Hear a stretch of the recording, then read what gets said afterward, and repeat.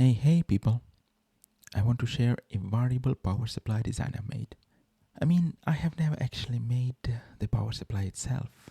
I just have a design and a working prototype.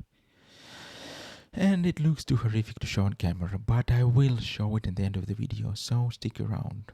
It is built around LM2576S adjustable version IC and this L-cheapo digital volt/amp meter. Besides that, it features an LC filter for the output, constant current control circuit, idiot lights for CCCV indication, linear regulator for the low power op-amp circuitry, and a fan to cool down the switching IC. Yes, I have used a 100 ohm resistor to current control this fan.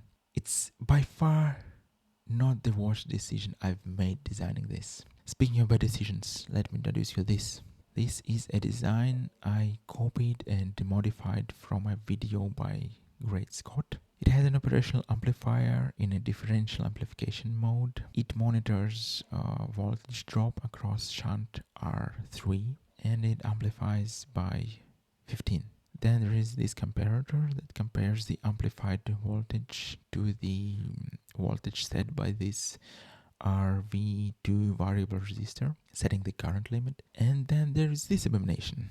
I wanted my power supply to have constant current, constant voltage indication, so I introduced yet another comparator that compares output of the current control circuit to the feedback pin of the variable resistor that sets the voltage limit. But in order to prevent signal lines from mixing at pin 4 of the switcher IC, I used Schottky diodes to valve the feedback lines. And I bet there is some genius solution that involves some MOSFETs acting as a NOR gate, feeding regulated 3.3 volts to pin 4. I just didn't think of it at the time.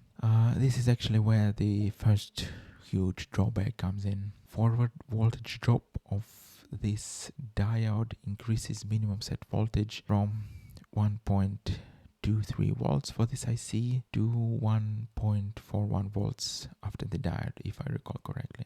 Second disadvantage is that good old dream ports are finicky to set. Good enough for some Arduino projects, but I have already experienced some need for hundredths of volt precision. So to begin this project when I didn't even get to measure its voltage ripple, I bet it would have been a disaster. At some point, I realized that it will be a lot easier to just get an off-the-shelf regulator with digital control, and you can see my other video about that. I am powering this circuit from power brick from a laptop as I intended for this power supply, and the input voltage is just below 19.5 volts, which is standard for such power bricks. As a frontal trim pot that sets the current limit, constant voltage indicator, which is red, changes to constant current indicator, green. And voltage drops slowly because electrolytic caps can discharge only via a trim pot that sets the output voltage. I have no idea how to fix this issue.